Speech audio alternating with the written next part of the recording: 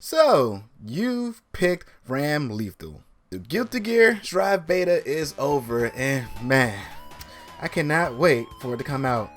And, looks like we're gonna have to wait a little bit longer. But, oh well, as long as the game comes out, great. But, I gotta tell y'all, at first, I wasn't really all that hyped. Like, my hype level was at, I wanna say, like a 6.5, because none of my characters that I use have showed up yet. And I had a feeling like after the last character was announced, none of my characters are going to show up because there's a certain character missing that I knew was probably going to show up. And lo and behold, she's here now. But anyway, the beta was still pretty fun. I mean, you got your soul players like day one. Even the AI for you to get into rank was playing like a Kin player. Day two, still kind of playing like a Kin player. Then day three, they kind of start, acting like the Tekken players when you're about to die and they keep doing that meaty mid attack where they just keep spamming it, so if you duck you still get hit or whatever. Oh man, so many souls is doing that. Then you got Leo, who, oh, I'm sorry, every time I talk about Leo I forget that I returned to Monk, cause he's Unga Bunga as fuck. But him and Soul may be the great apes of Unga Bunga, but where's the queen at? Oh yeah, we're not talking about her today, we're talking about Ram.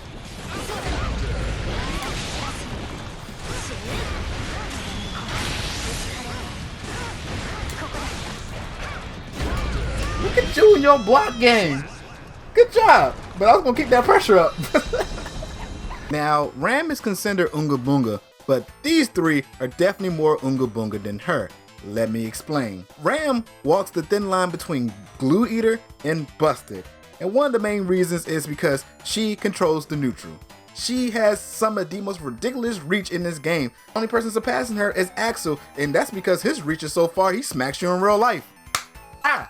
Bitch. Her slash and heavy slash is her key to controlling the neutral. They have some really great reach. She even has an air move where she swings both in succession, which allows her to basically just cover the air. So again, she just controls the field like it's nothing. But then here's the problem. If you catch a counter hit with her heavy slash at the tip, she can't really do no attacks. Her elbow doesn't reach, her overhead swipe doesn't reach, her Rekka doesn't reach. The only thing you can do at that is draw the projectile. And you kind of don't want to do that unless they're in the corner, because then she loses her sword. So let's talk about the projectiles more. She can throw the left and the right one, and they do great knockback, but the problem is, after she throws them, they don't come back for a few seconds. So you either got to do it when they're in the corner, because also in the corner they explode. But if you do it from when your back is against the corner, you're not getting those swords back unless you go over there. And you really think they're going to let you go over there? And without the sword, she can't do squat. Her slash and heavy slash are completely useless. And her punches and kicks, she has no more range. So she can't control the neutral, and she's going to get her butt kicked. And trust me, there's a lot of people out there who will just willy-nilly throw their swords. Throw your swords. What the fuck?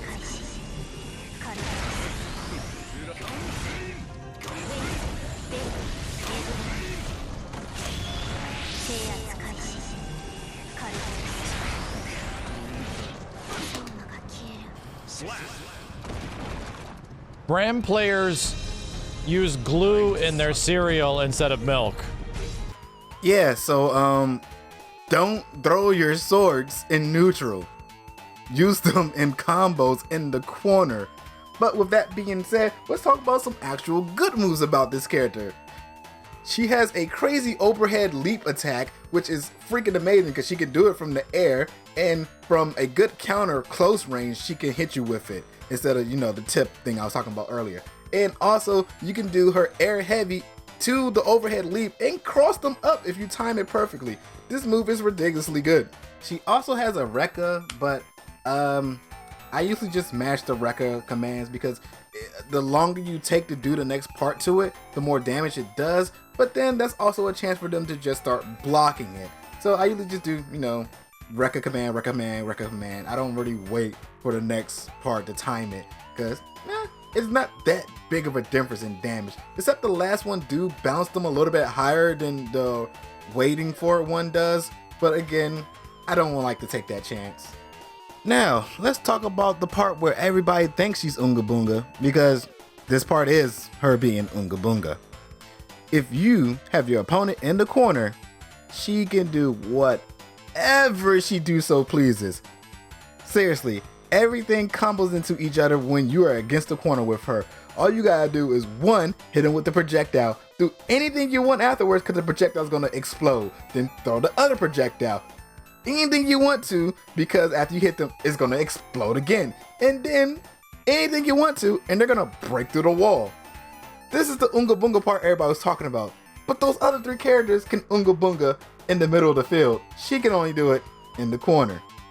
Even if you're blocking, after she throws one of the projectiles, she gets pushed back a little bit, but she still has enough reach to throw the other projectile, and again, it's still gonna explode even if you block. So now she can just run up, do the overhead attack, which again is safe on block and allows her to pick up her swords in the first place.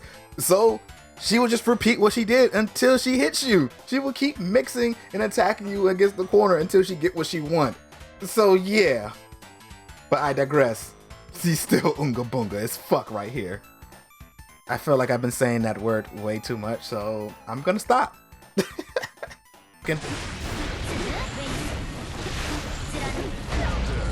Gotcha. And you wasted your burst already? Shouldn't have wasted that burst. You would have really needed it right now.